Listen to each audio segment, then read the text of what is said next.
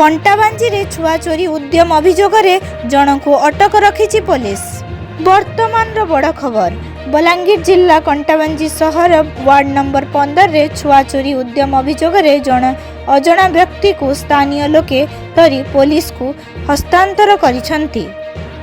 खबर अनुसार काउंसिलर सुनीता बुड़े को तांको पड़ोसीर जने छोट झील एक दुकान रे बसिथिबा समय एक अजणा व्यक्ति सेठाको आसी चॉकलेट देबा और अन्य गाँव को बुलाई नेबा कथा कही दुई झील को सांगरे नहीं जीवा को चेष्टा करिथिले। व्यक्तिटी को देखि भयभीत होई दुई झील चित्कार करिबा परे पड़ोसी लोके घटनास्थल रे पहुंची झील को उद्धार करिथिले।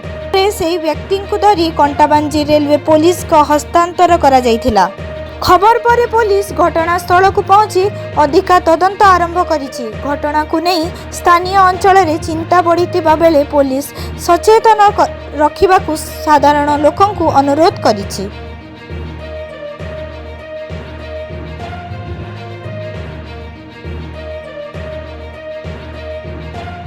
मो ना सरोज कुमार बुड़े आश्रमपड़ार बासिंदा।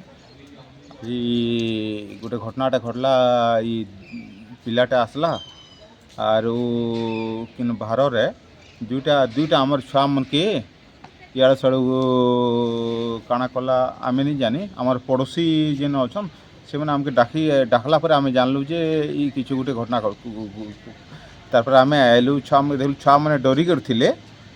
मोर छुआ 6 वर्षर छुआ आर गोटे मोर पड़ोसी घर छुआ 5 वर्षर छुआ। तो देखला पर आमे इन मन के आनी कर जीआरपी थाना रे